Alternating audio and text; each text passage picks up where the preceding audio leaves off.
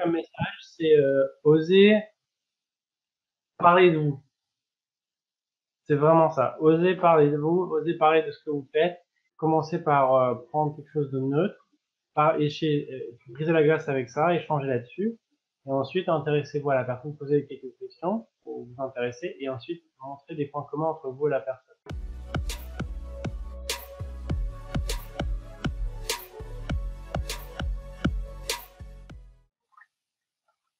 Bonjour, je m'appelle Pierre Sarrazin, je suis coach et formateur en entreprise. Particulièrement, je forme à des techniques de présentation à l'oral, comment présenter à l'oral sous format TED. Je forme aussi à comment valoriser son profil à un embauche et décrocher un job. Je sais, Pierre, parce qu'on se connaît depuis un bout de temps, que tu as un grand réseau d'entrepreneurs, de personnes qui te recommandent autour de toi, que ce soit au niveau de tes amis, de ta famille, de personnes assez connues dans le milieu du développement personnel. Comment tu as fait pour développer ce réseau? Quelles seraient, selon toi, du coup, les astuces qu'il faudrait faire pour que les gens arrivent à développer leur réseau? C'est de créer quelque chose de récurrent avec un groupe d'amis, un groupe de proches. Et si possible, des pairs, des gens qui sont dans le même secteur d'activité ou alors ont une approche similaire à la vôtre. Donc, par exemple, ce que j'avais créé avec mes amis qui étaient tous coachs, enfin, la plupart coachs et entrepreneurs, c'était un groupe de mastermind où, alors avec eux, hein, je n'étais pas tout seul, mais on se réunissait tous les mois et c'était des entraînements enfin, des sessions de mastermind où en fait quelqu'un exposait une problématique et les autres, tout le monde qui écoutait la problématique soutenait l'entrepreneur ou le coach. Donc ça a bien marché parce que ça crée une dynamique de groupe. En fait, le plus important, je pense, c'est de créer une dynamique de groupe autour d'un objectif commun ou d'une vision commune. Ce que j'ai aussi fait à un autre moment, c'est de créer une troupe d'impro où on faisait des spectacles, on faisait des représentations et on s'entraînait toutes les semaines.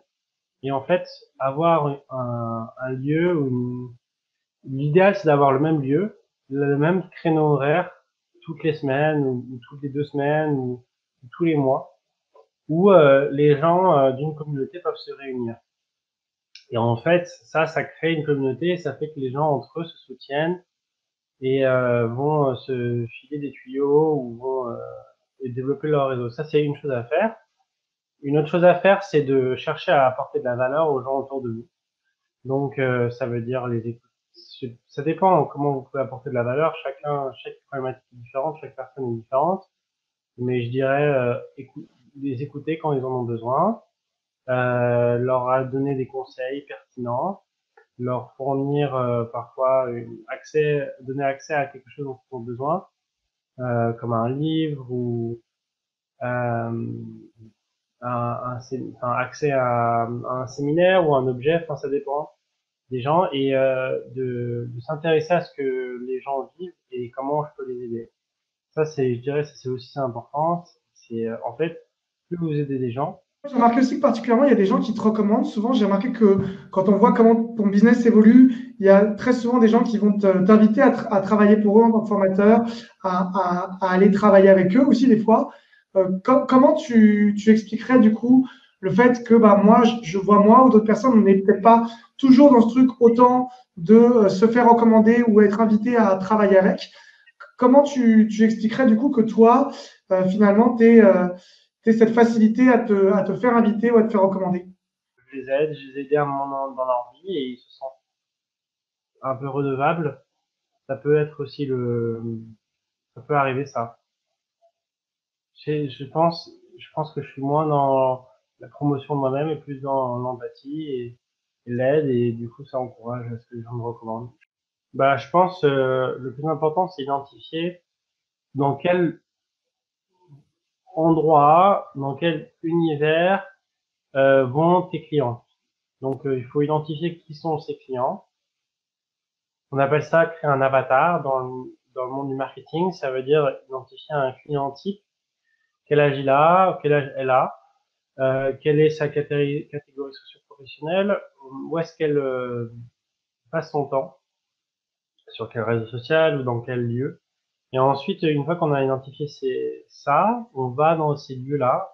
Donc, par exemple, ça peut être des salons, ça peut être des endroits physiques, ça peut être des blogs, en fait, et essayer de apporter de la valeur à ces gens-là. Donc, je pense que la première chose à faire, c'est de être vu, de rencontrer des personnes qui sont dans ce milieu-là et de chercher à leur apporter de la valeur, soit un conseil, une écoute ou tout simplement un sourire, enfin, d'une part. Et après, proposer à ces personnes-là de se regrouper, de se retrouver autour d'une activité commune. Moi, c'est Alors, ça j'ai vu beaucoup que je dirais. d'entrepreneurs ou de personnes dans le milieu technique, et très souvent, il y a ce profil technique qui est très rationnel et qui va essayer de lister parfois les caractéristiques techniques d'un produit ou essayer d'avoir une vraie raison pour parler aux gens. Et c'est vrai que souvent, surtout dans les événements, tu sais, type networking ou autre, à rentrer en contact finalement avec les inconnus parce qu'ils peuvent même, comme tu viens de le dire, aller à des événements où il y aurait la possibilité éventuellement de faire des rencontres intéressantes. Mais j'ai l'impression qu'ils ont toujours cette difficulté à aller en contact avec l'autre et puis surtout à garder contact avec l'autre. Il y a cet éternel échange de cartes de visite qui se fait tout le temps, qu'on voit partout. Je pense pas, moi, personnellement, que ce soit le plus efficace. Donc, toi, tu dirais qu'il faudrait faire quoi pour déjà, rentrer en contact avec les personnes qu'on ne connaît pas et puis surtout être sûr que ce ne soit pas des contacts, entre guillemets, superficiels, qu'on soit amené à les revoir. Oui, comme je l'ai dit, proposer des activités ensemble, ça peut être des sorties, ça peut être souvent les déjeuners, prendre un verre, un café, déjeuner avec les gens, ça peut être vraiment bien pour créer un lien.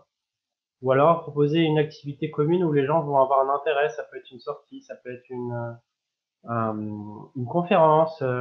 Dans le milieu, ça dépend dans quel milieu vous êtes. Dans le milieu du développement personnel, les gens ils aiment bien aller à des conférences, à des meet-up orientés développement personnel. Si vous êtes dans le milieu du cinéma, allez voir des films ensemble. Si vous êtes dans le milieu du théâtre, allez voir des pièces de théâtre ensemble. Enfin, essayez de trouver une activité qui relie les gens et de leur proposer ça. Et après, pour les profils qui sont commerciaux, effectivement, ne pas lister tous les avantages des produits, ça sert pas à grand chose. Je pense, prenez le temps d'écouter les personnes et intéressez-vous à eux, en fait.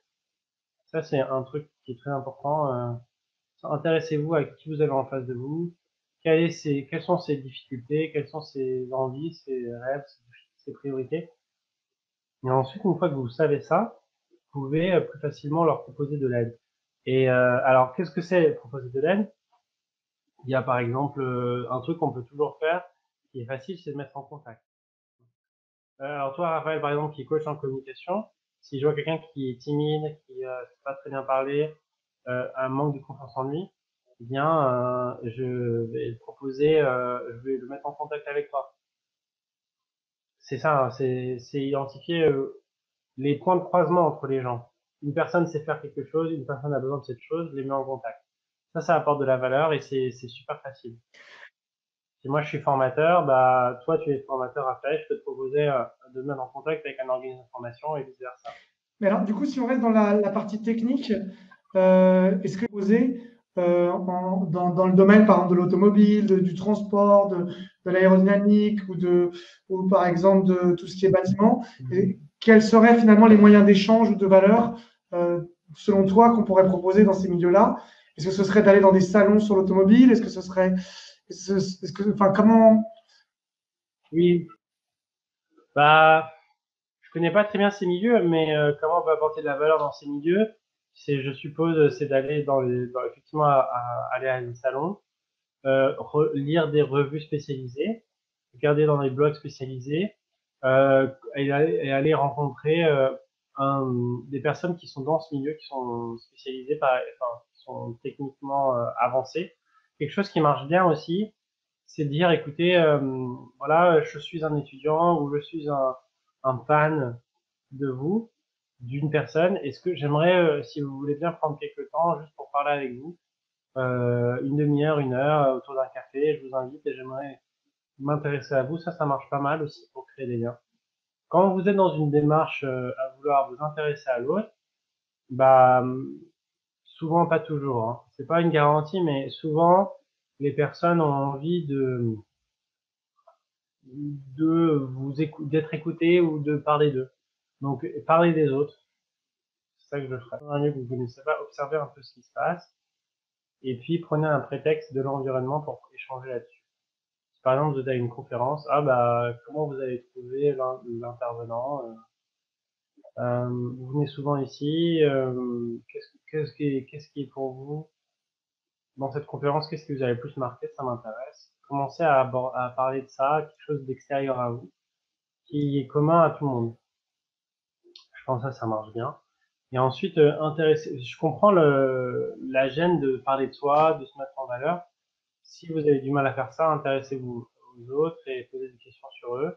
Et ensuite, une fois qu'ils ont échangé sur eux-mêmes, par exemple, ah oui, donc pourquoi vous êtes venu ici? Vous êtes ingénieur civil dans cette conférence, vous êtes passionné d'aéronautique, vous faites, enfin, qu'est-ce qui vous amène ici? La personne va expliquer et ensuite dire ah moi aussi je suis dans ce milieu-là, moi aussi ça m'intéresse ce genre de choses et créer des points communs entre vous et la personne. Donc moi je dirais d'abord simple, pour résumer, commencer par prendre quelque chose de neutre, briser la glace avec ça, échanger là-dessus, et ensuite intéressez-vous à la personne, poser quelques questions pour vous intéresser, et ensuite montrer des points communs entre vous et la personne. Vous avez vraiment cette difficulté à créer un lien suffisamment fort. Donc toi, tu dis trouver des points communs, j'ai entendu, essayer de s'intéresser à la personne. Est-ce que c'est suffisant pour être sûr de revoir la personne? Est-ce que c'est suffisant pour conclure finalement une affaire? Et aussi, comment éviter le risque Non. de parler à tout le monde, mais sans que ça débouche sur quoi que ce soit, quoi, en fait. En fait, il faut pas se dire qu'on doit parler à tout le monde pour parler à tout le monde. L'idée, c'est de parler aux gens et ensuite parmi toutes les personnes qui sont présentes, il y en a certaines qui vous intéressent plus que d'autres. Et à ces personnes-là, vous devez créer un lien. Les autres, c'est pas grave, vous n'êtes pas obligé d'être proche de tout le monde. L'idée, c'est que parmi les 10 personnes que vous allez rencontrer, il y en a 2, je pense, qui ont vraiment intérêt à travailler avec vous ou à collaborer, faire quelque chose avec vous. Et en fait, prioriser ces personnes-là et proposer-leur, je pense que la différence entre quelqu'un qu'on rencontre juste une fois et quelqu'un qu'on fait rentrer dans sa vie, c'est de proposer quelque chose, une action concrète. Donc ça peut être prendre un café, ça peut être aller à une conférence, ça peut être aller à un salon, ça peut être mettre en contact quelqu'un d'autre dans votre réseau qui a besoin de ces services. Je pense que c'est ça la différence. Il faut être proposer de la valeur concrète et proposer une action concrète. Ok. Ça aide beaucoup. Une autre question, alors tu as parlé de recrutement, je sais que tu as déjà fait du recrutement aussi pas mal et que tu as aidé des gens sur ce domaine. Est-ce que tu aurais pour toi les caractéristiques du profil type qui correspondraient à un commercial? Est-ce que tu pourrais nous les donner? Et aussi, tu as parlé à un moment donné au début de l'entretien que quelqu'un qui aurait donc du coup pas beaucoup de recommandations, c'est parce qu'il essaye trop de se vendre. Donc du coup, est-ce qu'un commercial finalement pour toi c'est quelqu'un qui n'essaie pas de se vendre? Est-ce qu'il faut quand même se vendre? Et comment tu jauges en fait en tant que recruteur ou en tant que personne qui travaille avec des recruteurs des caractéristiques, compétences d'un bon commercial? Je pense qu'un bon commercial, il comprend qui il est en face de lui. Il pose des questions, il écoute, il sait écouter, il sait identifier les besoins de la personne en face. Ensuite, un bon commercial, il sait intuitivement vendre une chose, donc valoriser les points forts, et il sait parler, entre guillemets, de manière concise et claire et avantageuse, en parlant de quelque chose, en parlant d'un projet, d'un produit, d'un service. Mais avant tout, il doit savoir écouter. En fait, l'erreur typique du commercial, c'est de dérouler tout un pitch et de dire, OK, voilà, un potentiel acheteur devant moi et je vais lui dérouler tous les arguments de mon produit. Et ça, c'est une grande erreur parce que vous aurez plus de cartes en main à jouer. Ou deux, ça crée une dynamique où l'autre sent qu'il a beaucoup de pouvoir sur vous. Il est, il a une attitude passive. Quand quelqu'un essaie de me vendre quelque chose tout le temps, eh bien, en fait, je vais avoir une attitude passive, voire contre-productive. Hein, alors que un bon commercial qui s'intéresse à qui il a en face, va vraiment susciter l'intérêt plus, va poser des questions et va créer un lien. Je pense que ça, c'est la différence entre un bon commercial et un commercial qui doit encore apprendre. Voilà. Après, comment j'identifie les profils? Moi, par exemple, quand j'étais recruteur, aux entretiens d'embauche, je leur demandais aux commerciaux de me vendre le service enfin, comment dire? Si moi, je recrutais un commercial pour vendre un service, je lui demandais, comme exercice pratique, vends-moi ce service. À l'avance. Je lui prévenais à l'avance. Pendant l'entretien d'embauche, il y aura une mise en situation où vous allez devoir vendre le service que vous devrez vendre dans le travail. Ça, c'est Et quelque chose que je faisais. Est-ce que ça comment répond tu à... jugeais qu'ils vendaient bien ou pas alors le service? Bah déjà, est-ce qu'il répondait bien aux questions que j'avais en tant que potentiel prospect? Parce que j'avais une liste de questions en type en tant que prospect type, parce que je connais bien le service, je connais bien les difficultés qu'ont mes prospects. Donc, est-ce qu'il répondait bien à ces questions-là? Ensuite, est-ce qu'il posait des questions, il créait un échange, ou il était juste dans une sorte d'enchaînement d'arguments? Comme j'ai dit, si on enchaîne trop les arguments, au bout d'un moment, ça devient ennuyant. Et aussi, est-ce qu'il s'intéresse, oui voilà, est-ce qu'il posait des questions, est-ce qu'il s'intéressait à moi? Euh, voilà, est-ce que en tant que prospect, il s'intéressait à qui j'étais, pourquoi j'étais là, qu'est-ce que j'avais comme intérêt, et ensuite personnaliser son discours pour Hmm. moi. Ou s'il le faisait pas, je savais que c'était pas très bon. Ok, et alors du coup, j'ai une autre question. Comment toi, tu as réussi à démarrer en tant qu'entrepreneur pour avoir tes premiers coachings et tes premières formations? Je sais que tu as vendu aussi du coaching en individuel. Quel est, entre guillemets, ton processus de vente? Est-ce qu'il y a des étapes? Est-ce que c'est intuitif? Et même si c'est intuitif, si tu devais prendre du recul par rapport à ça, tu dirais que c'est quoi qui a fait que tu as réussi à vendre du coaching ou à vendre des formations? Je pense que c'est très intuitif. La première fois, c'est quelqu'un qui m'a mis en relation avec un organisme de formation qui cherchait un formateur en PNL. Personne, c'était ma coach. Elle m'avait aidé, elle m'avait coaché et du coup, elle voulait m'aider à démarrer une activité. Euh, voilà, encore le réseau, hein. Alors ensuite, comment j'ai fait? Je pense que je suis allé j'organisais des ateliers, des conférences, et je rencontrais des personnes dans ces endroits-là, qui eux étaient intéressés par ce que je faisais, et je gardais contact avec eux, j'échangeais avec eux, je les appelais. Ça marchait bien. Et ensuite, par exemple, moi en tant que formateur, je suis allé au CNAM faire un cours. Je donne un exemple. J'ai suivi un cours au CNAM sur savoir évaluer, non, euh, préparer et et évaluer une séquence pédagogique.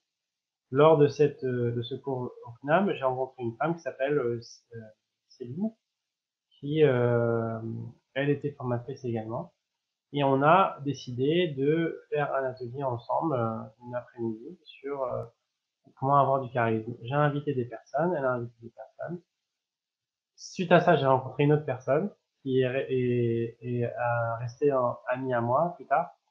Et à un moment donné, bon, on n'a pas continué l'atelier parce que vous savez, on avait fait ça une fois et puis c'était trop, enfin, on avait jugé que c'était trop fastidieux à continuer. Mais il s'avère que à un moment donné, quand Céline avait besoin d'un autre formateur pour un client, elle a pensé à moi, elle m'a mis en contact et c'est comme ça que j'ai eu accès à un client. Donc je pense que faire des choses avec des personnes concrètes, des prestations concrètes, ça aide. Alors moi, il y a un truc qui m'intrigue, c'est que tu dis que tu restes en contact avec les gens et tu leur proposes pas, en fait. C'est-à-dire, tu leur proposes rien. Pendant tous ces temps où tu restes en contact avec eux avant que finalement on te propose une formation, un coaching ou autre, qu'est-ce que tu fais finalement? Tu prends des verres avec eux, tu Non, discutes d'eux, tu t'intéresses à eux. je parle de ce que je fais, j'en parle, mais je leur vends rien. Tu dirais qu'il faut combien de temps, du coup, pour mettre en place comme ça un réseau ou des relations qui font que bah, finalement les gens naturellement viennent à te proposer des choses? Minimum 3 mois, et je dirais un an. Ok, et quand tu parles ouais, de 3 mois à un an, Un an. et, Ah oui, un an. Et après, ça s'entretient et ça se développe et ça continue à ça fait un l'infini. effet Enfin, comme une l'infini. toile d'araignée, ça Ça va en continue. s'amplifiant en fait. Ok. Voilà. Je dirais 3 mois minimum, parce que pour vraiment connaître quelqu'un, il faut 3 mois. Enfin, c'est mon avis, hein, mais voilà, il faut un peu de temps. Ensuite, ça va vraiment être intéressant au bout d'un an, et après, au bout de plusieurs années. Moi, ma démarche, c'est de parler avec passion de ce que je fais, et de m'intéresser beaucoup aux autres, et de poser des questions à eux, et en fait, à un moment donné, j'essaie pas de vendre ce que je fais, j'essaie d'apporter de la valeur, de proposer des actions communes qui sont mutuellement bénéfiques. Et en fait, du coup, la personne va me voir comme un allié ou un ami, et du coup, quand on a un ami, bah, on a envie de l'aider. Comme message, c'est oser parler de vous. C'est vraiment ça. Osez parler de vous, osez parler de ce que vous faites. Commencez par en parler à... Non. Parlez-en à des gens qui sont intéressés par ce que vous faites. Parce que si vous en parlez à des gens qui en ont rien à faire, c'est contre-productif. Donc, trouvez des personnes qui sont intéressées par ce que vous faites. Donc, comme je vous l'ai dit, hein, allez dans des conférences, séminaires, salons, dans des blogs, des revues spécialisées, enfin, des gens qui sont intéressés par ce que vous faites, osez parler de ce que vous faites. Vous n'êtes pas obligé de vous vendre, vous n'êtes pas obligé d'avoir quelque chose à vendre, mais dites, voilà, en ce moment, je vis ça, je traverse ça, je vis ça, voilà ce que je suis en train de faire. Et ça fait du bien à soi, et ça intéresse les gens. Vous pouvez m'envoyer un mail à pierre.j.sarrazin@gmail.com. Et puis sinon, j'ai mis quelques vidéos de moi sur une chaîne YouTube qui s'appelle Magic Humans, M-A-G-I-C, et Humans en anglais, H-U-M-A-N-S. Et voilà, mais surtout, envoyez-moi un mail, pierre.j.sarrazin@gmail.com. Si vous avez des questions ou vous voulez échanger sur ce que je vous ai dit, poser des questions. Eh ben, c'est super. Je te remercie beaucoup pour cette interview, Pierre. Et puis, on se dit à très bientôt. Je te remercie, Raphaël. Donc, tu m'as aidé à changer ma relation et la perception avec l'argent. J'utilise en fait beaucoup ta méthodologie. J'ai appris énormément de choses sur comment avoir une bonne relation avec le client, comment savoir l'écouter, comment savoir reformuler pour qu'il se sente compris, comment vendre tout simplement, comment faire un entretien de vente. Comment clôturer une vente.